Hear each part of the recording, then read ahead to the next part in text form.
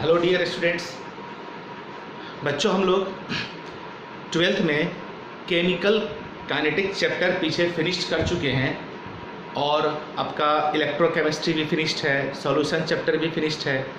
इसके parallelly 11th में भी आपका है ना some basic concept of chemistry बहुत अच्छे ढंग से ख़त्म किया गया है। रिडॉक्स रिएक्शन भी बहुत बेहतर ढंग से ख़त्म किया गया है। एटॉमिक स्ट्रक्चर भी फिनिश्ड है। ठीक है, ये सब चैप्टर 11th में पैरेलली चल रहा है। 12th में आपका अभी सरफेस केमिस्ट्री रनिंग में है ना। तो बच्चों यहाँ पर समझो ध्यान से कि अभी हम लोग इस वीडियो में एडजॉर्प्शन फिनिश्ड करने वाले हैं। यानी सरफेस केमिस्ट्री 3 मेजर टॉपिक में बटा हुआ है, एक एडजॉर्प्शन, एक कैटालाइसिस और एक कोलाइडल सॉल्यूशन। उसमें एडजॉर्प्शन हमारा यहाँ पर अभी खत्म हो जाएगा, फिर कैटालाइसिस पढ़ेंगे और एडजॉर्प्शन और कैटालाइसिस में जितना टाइम लगेगा कोलाइडल सॉल्यूशन में उतना टाइम लगता है। ये छोटा चैप्टर है, थ्योरेटिकल चैप्टर है, इसमें कोई न्यूमेरिकल नहीं आते हैं। ठीक है, 1-2 न्यूमेरिकल ज़बरदस्ती का कहो बनाया जा सकता है, जो कि हम लोग नेक्स्ट वीडियो में कोशिश करेंगे। क्या इसी वीडियो में देख लेंगे, एक आध क्वेश्चन बना करके उसका, है ना। मोल कॉन्सेप्ट से ही रिलेटेड रहता है वो। ठीक है, तो अभी बच्चों हम लोग एडजॉर्प्शन का एप्लीकेशन पढ़ेंगे। ठीक है, कि हमारे इंडस्ट्रियल लाइफ में, लेबोरेटरी में या हमारे रियल लाइफ में, प्रैक्टिकल लाइफ में कहाँ कहाँ एडजॉर्प्शन काम कर रहा है और हमें पता भी नहीं रहता है ना। बहुत सारे ऐसी चीज़ें हैं, ठीक है, जहाँ पर एडजॉर्प्शन वर्क कर रहा है। बड़े बड़े इंडस्ट्रीज में भी एडजॉर्प्शन का प्रोसेस होता है, लेबोरेटरी में होता है, हमारे लाइफ में भी है। तो ऐसे कुछ हम लोग यहाँ पर अभी इंडस्ट्रियल या लेबोरेटरी का या रियल लाइफ का कुछ एप्लीकेशन हम लोग यहाँ पर सीखेंगे एडजॉर्प्शन का। ठीक है, इस वीडियो में मेनली देखो, इसमें कुछ नहीं है, पहले ही बता चुके हैं, पूरा कहानी टाइप ही है। हम समझाएंगे, नोट्स बोर्ड पर लिखा हुआ रहेगा, आप इसे कॉपी पर नोट कर लिया कीजिए। बस इसमें कुछ इस चैप्टर में और कुछ भी नहीं है ना। चलो आओ देखो, एप्लीकेशन ऑफ एडजॉर्प्शन। एक एप्लीकेशन इसका है गैस मास्क, इन गैस मास्क। अब देखो, गैस मास्क यहाँ कहने का मतलब, अभी जो आप गैस मास्क यूज करते हैं ना कोरोना से बचने के लिए, इस मास्क की बात नहीं कह रहे हैं। कोल माइंस में जाइएगा, कोयले की खान में, तो मजदूर जो वहाँ लेबर काम करते हैं या इंजीनियर या कोई भी हो, जब माइंस के अंदर जाता है, अब देखते वक्त मास्क लगाया रहता है, हम उस मास्क की बात करें। ठीक है, उस मास्क में भी, ठीक है, एडजॉर्बेंट डाला हुआ रहता है, रखा हुआ रहता है। जिस एडजॉर्बेंट का ये काम है कि जो कोल माइंस में वर्कर जाते हैं, पॉइजनस गैस को वो एडजॉर्ब कर लेता है और प्यूरिफाइड एयर को अंदर भेजता है ब्रीदिंग के लिए। पहले ही पढ़ा चुके हैं कि कोई भी एडजॉर्बेंट जो है उस स्पेसिफाइड नेचर का भी होता है, वो इस गैस को ज़्यादा एडजॉर्ब कर लेगा। ठीक है ना, कोई गैस को कम एडजॉर्ब करेगा। बात समझ में आ रही है। तो उस गैस मास्क में भी एडजॉर्बेंट यूज होता है, जो पॉइजनस गैस को अपने सरफेस पर एडजॉर्ब कर लेगा और एयर को, प्योर एयर को ब्रीदिंग के लिए अंदर भेज देता है वो। तो एक एप्लीकेशन ये हो गया गैस मास्क में। अगर पूछता है आपसे बोर्ड के एग्जाम में कि एप्लीकेशन क्या है एडजॉर्प्शन का, तो हम अभी आपको 10 एप्लीकेशन बताएंगे। इतना नहीं लिखना रहता है, देखना है कितने मार्क्स का क्वेश्चन पूछा गया। 2 या 3 मार्क्स का पूछेगा, उसी हिसाब से आंसर लिखना है, 2-3 पॉइंट को ही लिखना है। इतने सारे पॉइंट्स आप पढ़ लीजिए कि आपको याद ही हो जाए। एक तो गैस मास्क में इस्तेमाल होगा, दूसरा ये क्रिएटिंग वैक्यूम। वैक्यूम क्रिएट करने में भी एडजॉर्प्शन का इस्तेमाल होता है, एडजॉर्प्शन प्रोसेस का। मान लो किसी वेसल में, किसी कंटेनर में गैस है और अगर उस कंटेनर में हम छोटा सा एडजॉर्बेंट डाल दें, ठीक है, चारकोल डाल दें, तो क्या करेगा, जो उस कंटेनर में गैस है ना, उस गैस को एडजॉर्ब कर लेगा अपने सरफेस पर और उस वेसल और कंटेनर में वैक्यूम क्रिएट कर देगा। थर्ड पॉइंट पढ़ो, इन रिमूविंग मॉइस्चर फ्रॉम एयर। इसको हम लोग ह्यूमिडिटी कंट्रोल भी बोल सकते हैं।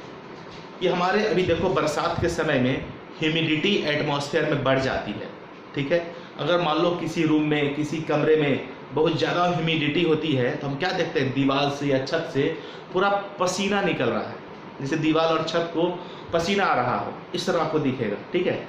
तो इतने बड़े घर की हम बात नहीं कर रहे हैं, मान लो कोई कमरा है, रूम है, ठीक है, उसमें अगर आप वहाँ पर सिलिका जेल या एल्यूमिना जेल का इस्तेमाल करें, है ना, ऐसी जगहों पर, तो सिलिका जेल या एल्यूमिना जेल क्या करता है कि एटमॉस्फेयर से मॉइस्चर को अपने सरफेस पर एब्जॉर्ब कर लेता है, ठीक है, और एयर को ड्राई कर देता है ना।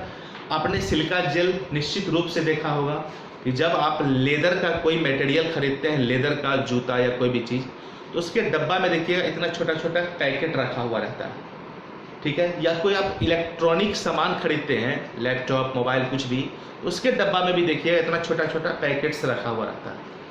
उसके रैपर पर देखिएगा सिलिका जेल इस तरह लिखा हुआ रहेगा, उसको फाड़ के आप देख सकते हैं, अंदर में छोटा छोटा स्ट्रक्चर होगा, दानेदार संरचना होगी, ठीक है। बस वही हमारा सिलिका जेल है। क्यों दिया जाता है वो? क्योंकि हम जानते हैं कि इलेक्ट्रॉनिक सामान हो या लेदर हो, वो सब नमी से खराब हो सकता है, ठीक है। इसलिए उसके आसपास सिलिका जेल रखने का कहा जाता है। अगर आप वहाँ पर रखते हैं अपने लैपटॉप, मोबाइल के पास, तो वो नमी से प्रभावित नहीं होगा, क्योंकि वो सिलिका जेल जो है एटमॉस्फेयर में मॉइस्चर को एब्जॉर्ब कर लेगा, उससे लेदर या हमारा इलेक्ट्रॉनिक सामान खराब नहीं होगा। चौथा पॉइंट करो, removing of colouring matter from solution, ठीक है। अब मान लो कोई कलर्ड सॉल्यूशन है, यानी एक सॉल्यूशन है जिसमें कुछ कलरिंग मटेरियल रखा हुआ है, अगर उसमें हम लोग, ठीक है, एडजॉर्बेंट चारकोल का इस्तेमाल करें, तो चारकोल क्या करेगा, जो सॉल्यूशन में कलरिंग पार्टिकल होगा ना, उसके अपने सरफेस पर खींच लेगा उसको, और सॉल्यूशन का कलर जो है फेड कर जाएगा, यानी सॉल्यूशन के कलर का इंटेंसिटी घट जाएगा। क्यों? क्योंकि सॉल्यूशन से जो कलरिंग पार्टिकल था तो एडजॉर्बेंट के सरफेस पर चिपकते जा रहा है, तो सॉल्यूशन का कलर तो फीका हो जाएगा, ठीक है। यानी सॉल्यूशन को डिस्कलर करने के लिए या फेड करने के लिए भी एडजॉर्प्शन प्रोसेस का इस्तेमाल किया जाता है, ठीक है। अब देखो हेट्रोजीनस कैटालाइसिस, हेट्रोजीनस कैटालाइसिस ये क्या है? इसे हम लोग कैटालाइसिस टॉपिक जो आगे हम लोग को पढ़ना है उसमें डिटेल डिस्कशन करेंगे, है ना। फिर भी यहाँ पर आपको समझ में आ जाएगा क्या है वो समझो। एक होता है होमोजीनस कैटालाइसिस, एक होता है हेट्रोजीनस कैटालाइसिस। होमोजीनस कैटालाइसिस में क्या होता है, एक ऐसा कैटालिटिक प्रोसेस है होमोजीनस कैटालाइसिस जिसमें रिएक्टेंट और कैटलिस्ट सेम फेज में होगा, या तो दोनों गैस होगा या दोनों सॉलिड होगा, तो उसको हम लोग बोलेंगे, क्या बोलेंगे, होमोजीनस कैटालाइसिस। क्लियर है? आ रही है बात समझ में? और एक होता है हेट्रोजीनस कैटालाइसिस, ठीक है। अब ये हेट्रोजीनस कैटालाइसिस क्या है? हेट्रोजीनस कैटालाइसिस में कैटलिस्ट, ठीक है, और जो रिएक्टेंट होगा वो डिफरेंट फेज में होगा। रिएक्टेंट गैस है तो कैटलिस्ट हो सकता है सॉलिड हो, तो इस प्रकार के कैटालिटिक रिएक्शन को हेट्रोजीनस कैटालाइसिस कहते हैं। तो हेट्रोजीनस कैटालाइसिस में क्या होता है ना कि जो रिएक्टेंट है, मान लो कोई गैसियस रिएक्टेंट है और कैटलिस्ट के रूप में हमने कोई सॉलिड इस्तेमाल किया। अगर हम कैटलिस्ट इस्तेमाल नहीं करते हैं तो उन गैसियस रिएक्टेंट के बीच रिएक्शन बहुत स्लो रेट से होता रहेगा। लेकिन अगर उस गैसियस रिएक्टेंट्स में हम लोग कैटलिस्ट डाल देते हैं, कोई सॉलिड जैसे प्लेटिनम हो या पैलेडियम हो, तो सॉलिड कैटलिस्ट क्या करता है पता है? उस रिएक्टिंग स्पेसीज को अपना सरफेस प्रोवाइड कर देता है रिएक्शन के लिए। तो क्या करता है कि दोनों रिएक्टेंट्स जो है उस कैटलिस्ट के सरफेस पर आएगा, वहाँ रिएक्शन करेगा और रिएक्शन करके प्रोडक्ट बना लेगा और अलग हो जाएगा। तो इसको बोलते हैं हेट्रोजीनस कैटालाइसिस।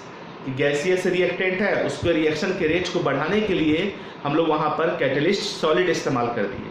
जैसे देखो इथीन C2H4 एक गैस है और H2 भी गैस है, इस दोनों के बीच रिएक्शन स्लो रेट से होता रहता है।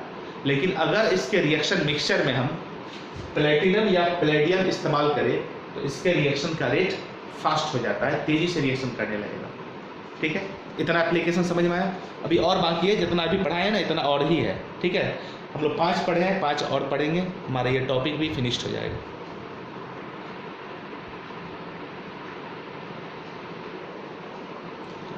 तो बच्चों यहाँ पर हमारा देखो पूरा ये बोर्ड जो है भरा हुआ है, जिसको देख करके आप लोग डर जाते हैं, इतना और नोट करना पड़ेगा, है ना, ऐसा ही कुछ है।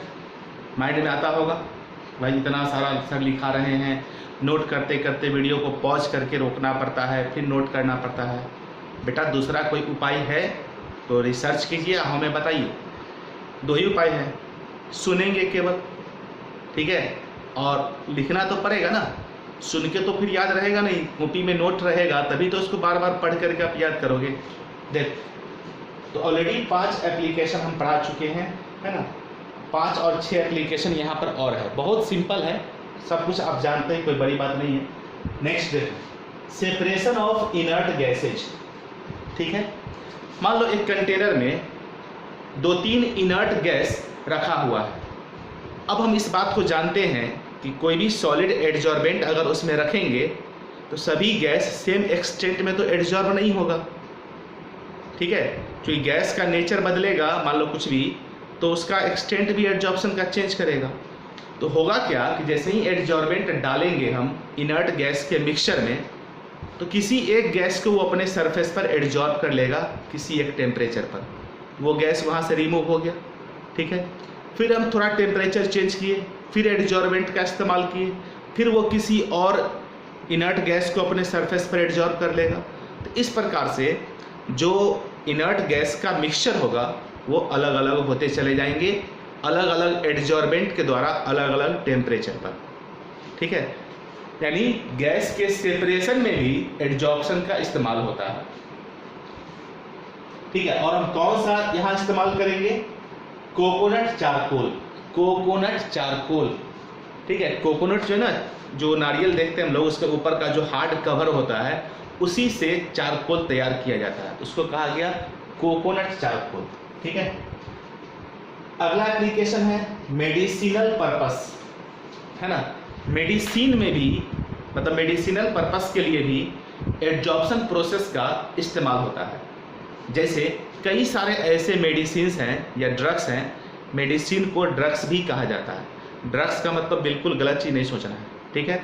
मेडिसिन को ड्रग्स भी कहते हैं हम लोग, है ना। और बहुत सारे मेडिसिन में तो ड्रग्स का इस्तेमाल भी होता है, खास करके पेन किलर में होता है ऐसा, मुझे भी हल्का हल्का जानकारी है। तो समझो कि मेडिसिनल पर्पस में भी एडजॉर्प्शन यूज होता है कि जर्म्स हैं, बैक्टीरिया है, उसको किल करने के लिए हम लोग पार्टिकुलर मेडिसिन लेते हैं। वो मेडिसिन क्या करता है, बॉडी में जा करके उस जर्म्स को अपने सरफेस पर एडजॉर्ब कर लेता है और उसको वहाँ किल कर देता है। या फिर कोई अगर स्किन डिजीज है किसी को भी सपोज करो, तो वहाँ पर भी हम लोग कई सारे मेडिसिन का इस्तेमाल करते हैं जो उसके सरफेस पर लगाया जाता है, और वहाँ से जो जर्म्स बैक्टीरिया होगा जिसके कारण वो स्किन डिजीज है वो मर जाता है, ख़त्म हो जाता है, ठीक है। तो वहाँ पर भी हमारा एडजॉर्प्शन का ही प्रोसेस है ना। क्लियर है?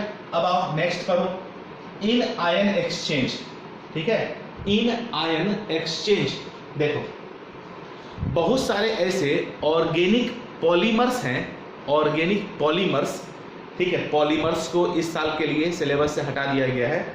तो कई सारे ऐसे ऑर्गेनिक पॉलीमर्स हैं जिसके मतलब पॉलीमर में कहो फंक्शनल ग्रुप जो है वो कार्बोक्सिलिक एसिड का ग्रुप है, COOH, या सल्फोनिक एसिड फंक्शनल ग्रुप है SO3H, या एमीन का फंक्शनल ग्रुप है NH2। तो कुछ ऑर्गेनिक पॉलीमर्स हैं जिसमें ये सब ग्रुप होते हैं, possess the property of selective adsorption of ions from solution, ठीक है। यानी कोई ऐसा सॉल्यूशन है, मान लो उसमें कई सारे आयंस उपस्थित हैं, ठीक है। तो उस आयंस वाले सॉल्यूशन में हम लोग कुछ ऑर्गेनिक पॉलीमर्स हैं जिसको अगर डाल दिया जाए तो ऑर्गेनिक पॉलीमर्स क्या करेगा मालूम है, उस सॉल्यूशन में से कुछ आयंस को अपने सरफेस पर एडजॉर्ब कर लेगा, सभी आयन को नहीं, क्योंकि वो सिलेक्टिव नेचर का होता है, कुछ सिलेक्टेड आयंस को अपने सरफेस पर एडजॉर्ब कर लेता है। आई बात समझ में? जैसे मान लो इम्प्योर वाटर, हम लोग वाटर का तो हार्ड वाटर होता है ना, उसको हम लोग सॉफ्ट करते हैं। तो सॉफ्टनिंग ऑफ हार्ड वाटर में हम लोग आयन एक्सचेंज मेथड पढ़े थे, याद कीजिए हाइड्रोजन चैप्टर में। सॉफ्टनिंग ऑफ हार्ड वाटर के लिए हम लोग कई सारे प्रोसेस का इस्तेमाल किए थे, तो मान लो हार्ड वाटर है तो उसमें तो बहुत सारे आयंस उपस्थित हैं साल्ट के, है ना, कैल्शियम मैग्नीशियम का, उसमें सल्फेट हो गया, बाइकार्बोनेट हो गया, ये सब आयंस उपस्थित रहता है आयनिक फॉर्म में। तो अगर हम ऑर्गेनिक पॉलीमर का उसमें इस्तेमाल करें तो ऑर्गेनिक पॉलीमर क्या करेगा कि वो जो आयंस है ना जिसके कारण वाटर में हार्डनेस है, उस आयंस को अपने सरफेस पर एब्जॉर्ब कर लेगा और वाटर हमारा सॉफ्ट हो जाएगा। ठीक है, यानी आयन एक्सचेंज मेथड का इस्तेमाल हम लोग, है ना, सॉफ्टनिंग ऑफ हार्ड वाटर के लिए भी करते हैं, क्योंकि वहाँ कुछ आयंस हैं उस हार्ड वाटर में जिसको ऑर्गेनिक पॉलीमर्स अपने सरफेस पर एब्जॉर्ब कर लेता है। नेक्स्ट पढ़ो, in froth flotation process. Froth flotation process, ये जो फ्रोथ फ्लोटेशन प्रोसेस है इसे हम लोग मेटलर्जी चैप्टर में पढ़ते हैं। 12th का जो छठा चैप्टर है NCERT के अकॉर्डिंग, जिसको भी इस साल के लिए सिलेबस से हटा दिया गया, सिलेबस से मेटलर्जी को। उसमें हम लोग पढ़ते हैं कंसंट्रेशन की, जो मिनरल या ओर्स होते हैं उसको तो सबसे पहले हम लोग छोटे छोटे टुकड़े में तोड़ देते हैं, ग्राइंडिंग कर देते हैं उसका, उसके बाद उस ओर्स का हम लोग कंसंट्रेशन कराते हैं। तो कंसंट्रेशन में भी कई सारे मेथड्स होते हैं, जैसे हैंड पिकिंग या मैग्नेटिक सेपरेशन मेथड, है ना, आई बात समझ में आ रही है। उसी में एक मेथड आता है froth flotation process. Froth flotation process का यूज जो है मेनली सल्फाइड ओर्स के लिए किया जाता है, क्योंकि हर मेथड कोई पार्टिकुलर ओर्स के लिए ही अप्लाई होगा। जो सल्फाइड ओर्स होते हैं, कॉपर सल्फाइड, आयरन सल्फाइड, है ना, कॉपर पायराइट, इस तरह का जो ओर्स होगा, मतलब सल्फाइड ओर्स, उसको एक्सट्रैक्ट करने के लिए यानी एक्सट्रैक्शन के लिए हम लोग पहले कंसंट्रेट करते हैं। कौन से मेथड के द्वारा? फ्रोथ फ्लोटेशन मेथड के द्वारा। तो फ्रोथ फ्लोटेशन मेथड में हम लोग क्या करते हैं ना कि एक बड़ा सा टैंक रहता है, टैंक, ठीक है, उस टैंक में ओर्स को डाला हुआ रहता है, ओर्स रहता है उपस्थित, उसमें हम लोग पाइन ऑयल मिला देते हैं, पाइन ऑयल और वाटर मिला देते हैं, पाइन ऑयल, वाटर, ठीक है, और जेंथेट्स और भी कई सारे सब्सटेंस हैं जो ओर्स के साथ उस टैंक में डाला हुआ रहता है।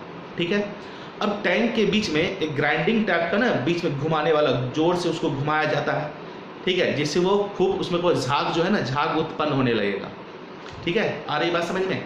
तो उसको खूब मिलाया जाता है उसको मशीन के द्वारा, ठीक है। तो इससे होता क्या है, झाग उत्पन्न होता है, फ्रोथ बनता है, और जो ओर पार्टिकल्स है वो फ्रोथ के साथ ऊपर चला आता है सरफेस पर, है ना, यानी जो ओर का पार्टिकल है वो फ्रोथ के सरफेस पर एब्जॉर्ब हो जाता है, और जो गैंग पार्टिकल होगा, गैंग समझते हैं ना, ओर्स में जो इम्प्यूरिटीज रहता है उसको गैंग बोलते हैं, वो गैंग जो है टैंक के बॉटम में सेटल हो जाता है, नीचे रह जाता है, और जो ओर पार्टिकल होगा वो फ्रोथ के साथ ऊपर फ्लोट करने लगता है सरफेस पर।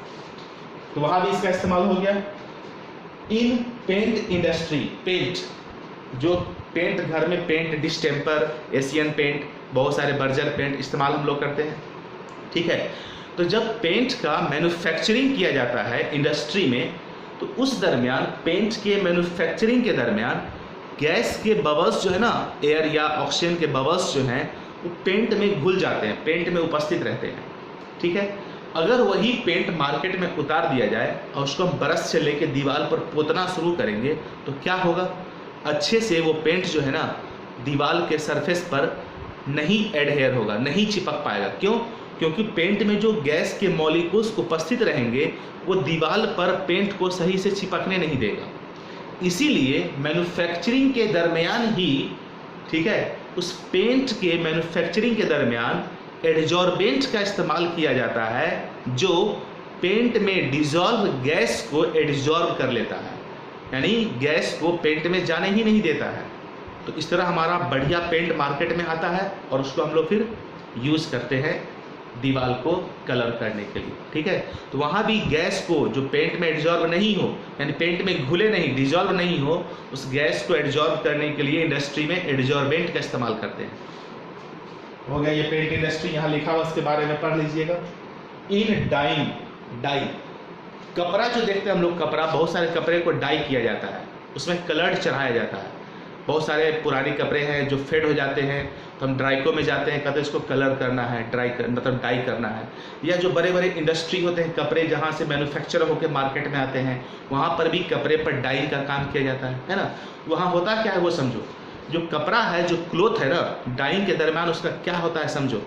जो कपड़ा होता है, जो क्लोथ है, सबसे पहले उसे हम लोग मॉर्डेंट में डीप करते हैं। मॉर्डेंट समझो एक तरह से एलम, फिटकिरी समझते हैं, फिटकिरी का सॉल्यूशन रहता है।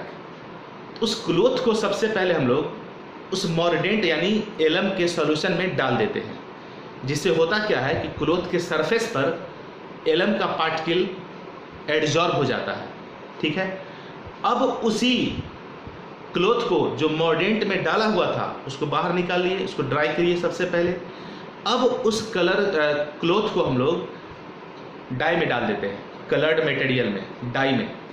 ठीक है, जिससे कि डाई का जो पार्टिकल, कलर पार्टिकल होगा, वो उस क्लोथ पर जाके चिपक जाएगा। कहने का मतलब कि क्लोथ को डाई करने से पहले हम लोग क्या करते हैं, उसको एलम के सॉल्यूशन में डीप करते हैं, जिससे वो मॉर्डेंट यानी एलम का जो पार्टिकल होगा क्लोथ के सरफेस पर चिपक जाएगा। अब उस क्लोथ पर मॉर्डेंट जो चिपका हुआ है उसको फिर डाई में हम लोग डालते हैं, कलर मटेरियल में।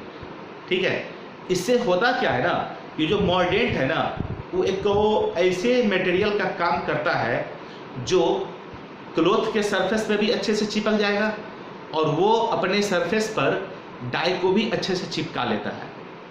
इसलिए मॉर्डेंट का इस्तेमाल करते हैं। मॉर्डेंट एक ऐसा सब्सटेंस है जो कपड़े के साथ साथ डाई को भी अपने सरफेस पर एडजॉर्ब कर लेता है। यानी खुद तो सरफेस पर एडजॉर्ब होगा मॉर्डेंट क्लोथ के सरफेस पर, और मॉर्डेंट अपने सरफेस पर डाई को बढ़िया ढंग से एडजॉर्ब कर लेता है।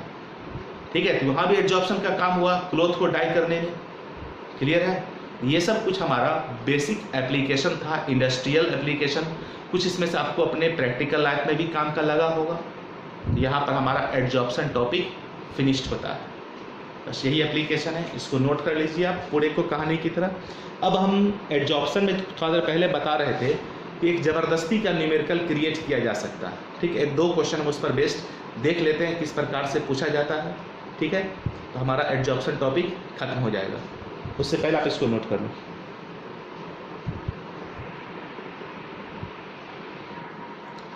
चलो बच्चों, तो हम लोग एक क्वेश्चन यहाँ पर सॉल्व करते हैं। ठीक है, देखिए, the following data were obtained for the adsorption of CO carbon monoxide on 3 gram of charcoal at 0 degree Celsius. यानी टेम्परेचर यहाँ 0 डिग्री सेल्सियस दे दिया कि 0 डिग्री सेल्सियस पर चारकोल का 3 ग्राम, चारकोल यहाँ पर एडजॉर्बेंट है, उसका 3 ग्राम जो है कार्बन मोनोऑक्साइड को एडजॉर्ब करता है, जिसका डेटा यहाँ दिया हुआ है। प्रेशर है ATM में 180 ATM प्रेशर पर कार्बन मोनोऑक्साइड गैस का 16.5 ml या cc क्यूबिक सेंटीमीटर एडजॉर्ब होता है। देखो, ये हमारा हो गया प्रेशर यहाँ, और यहाँ हो गया वॉल्यूम ऑफ गैस एडजॉर्ब, जो कि x होगा। cc यहाँ पर कहने का मतलब आप cc के जगह पर मिलीलीटर ml भी इस्तेमाल कर सकते हैं। रिड्यूस टू STP, यानी ये वॉल्यूम जो है ml में दिया हुआ है STP कंडीशन पर। ठीक है, कि अगर 180 ATM प्रेशर हम अप्लाई करते हैं तो 3 ग्राम चारकोल जो है कार्बन मोनोऑक्साइड गैस का STP कंडीशन पर 16.5 ml एडजॉर्ब कर लेता है। ठीक है, अब क्या किया गया, प्रेशर को और बढ़ा दिया गया, 540 ATM कर दिया गया। तो इस प्रेशर पर यह देखा गया कि 3 ग्राम चारकोल जो है कार्बन मोनोऑक्साइड का 38.1 ml एडजॉर्ब कर लेता है। क्लियर है? Calculate the value of constant K and N used in Freundlich equation. Freundlich equation में K और N जो इस्तेमाल होता है ना, उस K और N को आपको फाइंड करना है। बहुत सिंपल है ना बेटा, देखो बहुत आसान क्वेश्चन है। तो इसका सॉल्यूशन किया जाए इस क्वेश्चन का। देखो, फ्रेंडलिक एडजॉर्प्शन आइसोथर्म में हम जानते हैं x/m equal to k p to the power 1/n। ये n और k हमको निकालना है। अब इसका लॉग फॉर्म देखते हैं, टेकिंग लॉग फॉर्म क्या आ जाता है ये बताओ। Log x/m equal to log, या ऐसे लिखो log k plus 1/n log p। Clear है? और देखो अब यहां पर हम दो इक्वेशन तैयार करेंगे इस दो डेटा से। पहला बात कि log x/m, x यहां पर कितना एडजॉर्ब हुआ है 16.5, कितने चारकोल के द्वारा हुआ है 3 ग्राम के द्वारा। देखो केवल वैल्यू पुट करना है। देखो x क्या होता है, जो गैस एडजॉर्ब होता है उसका अमाउंट, यहाँ 16.5 ml एडजॉर्ब हुआ है 16.5, और m क्या है एडजॉर्बेंट का मास, जो कि यहाँ 3 ग्राम ऑफ चारकोल दिया है, इक्वल टू log k तो नहीं पता हमको निकालना ही है, n भी नहीं पता, log p यहाँ 180 है। चलो इसको इक्वेशन 1 मान लो। फर्स्ट केस हो गया ये, फर्स्ट केस। अब निकालो सेकेंड केस में। log सेकेंड केस में हो जाएगा 38.1/3 equal to log k plus 1/n log 540। इसको इक्वेशन 2 कह दो। हो गया ना, दो इक्वेशन तैयार। बस कुछ नहीं, अब इक्वेशन 2 में से इक्वेशन 1 को माइनस कर दो, है ना। क्या करना है, ठीक है, इक्वेशन 2 में से इक्वेशन 1 को माइनस करो, यानी इक्वेशन 2 में से माइनस करना है इक्वेशन 1 को। करिए तो क्या हो जाएगा ये बताओ। log this minus log this, log m minus n, log m minus log n क्या होता है log m/n। तो log दिस बाय दिस करेंगे, 3 कैंसिल हो जाएगा, तो क्या लिखिएगा log 38.1/16.5 इक्वल टू, इसमें से इसको घटाए ना। अब क्या करोगे, ये घटाएंगे, ये तो कैंसिल हो जाएगा ना। 1/n आप कॉमन ले लो, 1/n log 540/180। देखो ये आपका आ जाएगा घटाने के बाद। हो गया है ना, सिंपल। चलो अब इसको सॉल्व कर लो। इसको सॉल्व करके n निकाल लेना है ना। Solving this we get value of n। इसको सिंपलीफाई करके हम n निकाल लेंगे, और जब n निकल जाएगा ना, उस n को इस दोनों में से किसी इक्वेशन में डाल करके आप k निकाल सकते हैं। Putting the value of n in equation first मान लेते हैं, we can get the value of k। बस यही करना है आपको, हम बता दिए क्या करना है। यहाँ तक हम सॉल्व कर दिए हैं। अब इसको सॉल्व करो, इसको डिवाइड करो, log का वैल्यू देखो, ये तो हो जाएगा, देखो ये 3 कर जाएगा, log यहाँ पर क्या हो जाएगा, देखो 1/n, ये 3 टाइम्स कटेगा। log 3 का वैल्यू क्या होता है बताओ, log 3, ये तो log 3 हो गया। log 3 का वैल्यू आपको पता है। अब इसको भी सॉल्व कर लीजिएगा। अब सॉल्व करेंगे तो n निकल जाएगा ना हमारा। उस n को क्या करोगे, 1 या 2 में पुट करके k निकाल लेना है। ये कैलकुलेशन बेटा आपको करना होगा, ठीक है। चलो ये हो गया क्वेश्चन, बहुत आसान सा था ना। पहले बोले थे कि बहुत सिंपल क्वेश्चन, अगर पूछता भी इसी से रहेगा। बाकी पूरे चैप्टर में कहीं पर न्यूमेरिकल नहीं आएगा। जो थोड़ा बहुत है भी न्यूमेरिकल तो इसी टॉपिक में, बस फ्लूइड एडजॉर्प्शन आइसोथर्म में। एक सवाल और देखते हैं।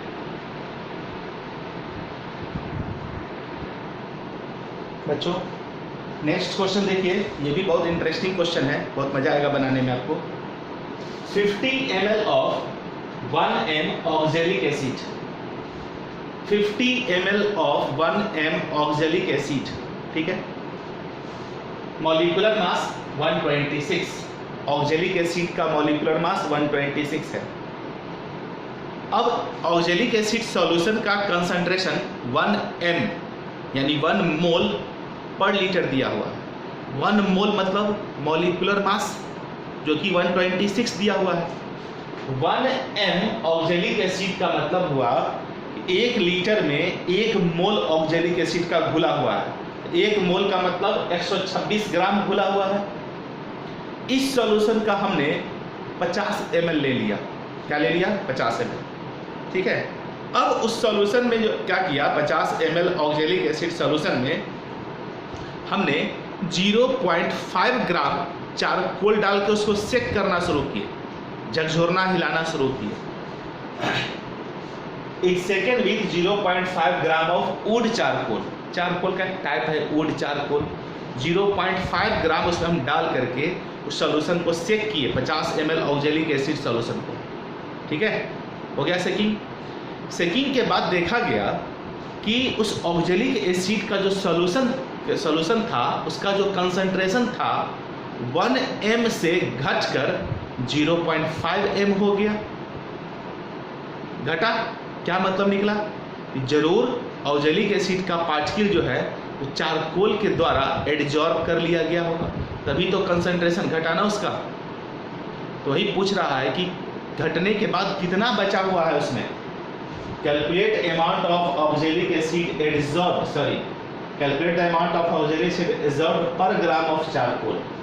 तो सेकिंग के बाद चारकोल जो 0.5 ग्राम था वो एडजॉर्ब किया और एडजॉर्प्शन के बाद सॉल्यूशन का कंसंट्रेशन 0.5 m हो गया।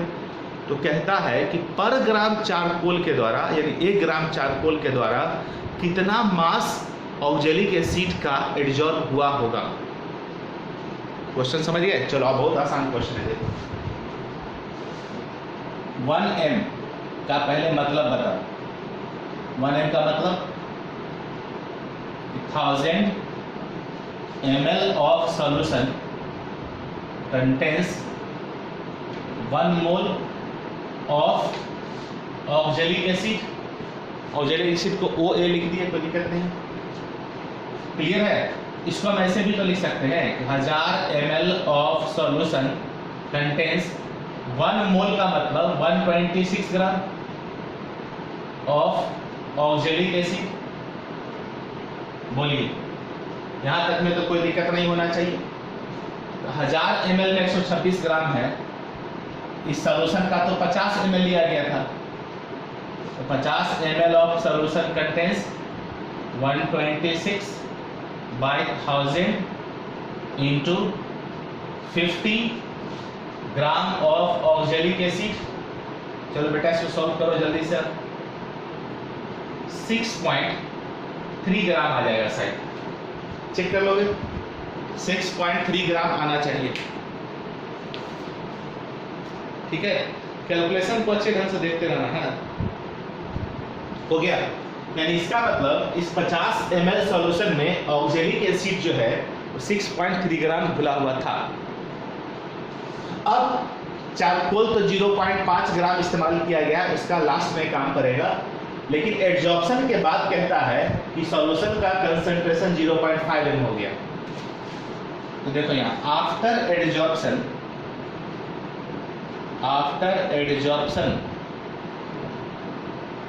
कंसंट्रेशन ऑफ सॉल्यूशन क्या है ये बता।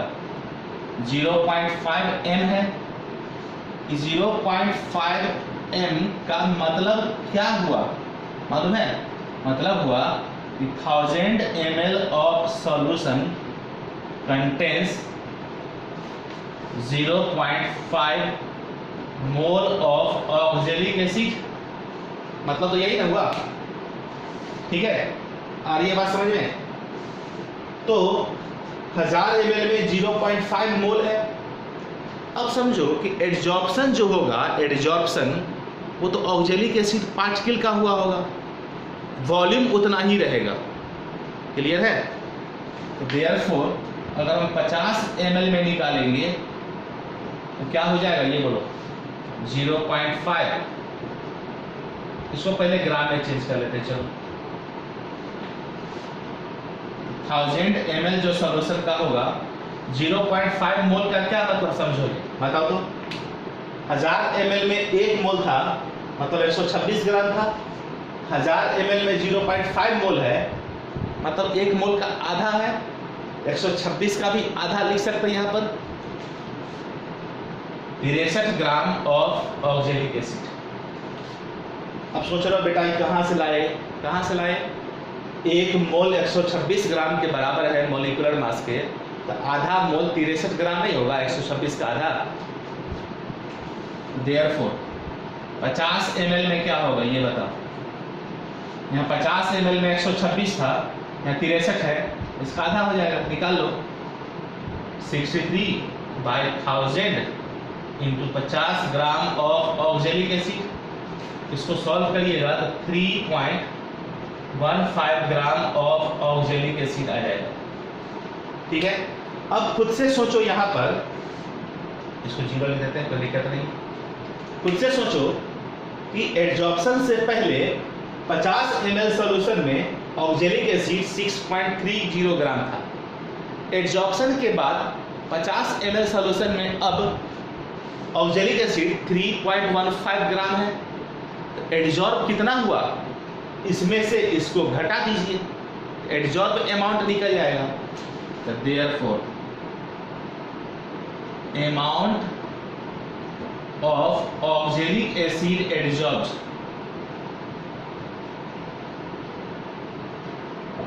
पहले उसके पास था 6.30 ग्राम, अब उस सॉल्यूशन में ऑक्जेलिक एसिड 3.15 ग्राम बचा हुआ है, तो कितना एडजॉर्ब हो गया होगा? 3.15 ग्राम ही तो एडजॉर्ब हुआ होगा ना। इसको घटा दिए, कितना आ गया? माइनस करके देखो, 3.15 ही बचता है। अब इसका मतलब ये निकला कि जो चारकोल लिए थे हम 0.5 ग्राम, जिसमें सेकिंग किया गया था सॉल्यूशन में डाल करके, इसका मतलब इतना ग्राम ऑक्जेलिक एसिड एडजॉर्ब हो गया, इतना ग्राम ऑक्जेलिक एसिड एडजॉर्ब हो गया। कितना के द्वारा एडजॉर्ब हुआ? 0.5 ग्राम चारकोल के द्वारा ना, इतने ना डाले थे उसमें। तो 0.5 ग्राम चारकोल जो है 3.15 ग्राम ऑक्जेलिक एसिड को एडजॉर्ब करता है। हमसे क्या पूछ रहा है? पर ग्राम, 1 ग्राम कितना एडजॉर्ब करेगा? तो क्या लिखेंगे? Since 0.5 gram of charcoal adsorb 3.15 gram of oxalic acid from solution, therefore 1 ग्राम, इसका डबल है, यहाँ भी डबल कर देंगे, 6.30 ग्राम of oxalic acid from solution. बस यही हमारा आंसर हो गया। 1 ग्राम चारकोल जो है ना 6.30 ग्राम ऑक्जेलिक एसिड को एडजॉर्ब कर लेगा। यानी कहने का मतलब ऐसे समझो कि 50 ml में 630 ग्राम था ना, यहाँ यही आंसर आया ना। ये दोनों में फर्क है, शब्द को पकड़ो। ये क्या था? 50 ml में ऑक्जेलिक एसिड का मास, ठीक है, 0.5 ग्राम चारकोल इसमें डाल दिए, सेक किए तो पता चला इसका आधा गायब हो गया, एडजॉर्ब हो गया, बचा हुआ 3.15। ठीक है, तो कितना एडजॉर्ब हुआ? इतना था, इतना बचा हुआ है, घटा दिए, जो बच गया वो एडजॉर्ब हो गया होगा। इसका मतलब 3.15 ग्राम एडजॉर्ब हो गया 0.5 ग्राम चारकोल के द्वारा। 1 ग्राम के द्वारा 0.5 ग्राम चारकोल इतना ऑक्जेलिक एसिड को एडजॉर्ब करता है, तो 1 ग्राम कितना किया हुआ? इतना को। अब हो सकता है 1 ग्राम में पूछ देता, 20 ग्राम में, 10 ग्राम द्वारा पूछ देगा, कुछ भी रह सकता है। पूछ देगा 3 ग्राम चारकोल कितना एडजॉर्ब करेगा, तो 0.5 करता है इतना को, तो 3 ग्राम में नहीं निकालेंगे। ठीक है, एक टाइप का क्वेश्चन ये भी हमारा हो गया। चलो इसको नोट कर लो, अच्छे ढंग से देख लेना। चलिए, तो मेनली बेटा इसी दोनों टाइप का क्वेश्चन जो है ना पूछा जाता है, यही दोनों टाइप मेनली न्यूमेरिकल का है। हम आपको एडजॉर्प्शन यहाँ पर ख़त्म कर चुके हैं। अब एडजॉर्प्शन पर बेस्ड कुछ क्वेश्चन हम आपको सेंड कर देंगे जो कि सब्जेक्टिव टाइप होगा, क्योंकि इसमें न्यूमेरिकल तो है नहीं, ठीक है।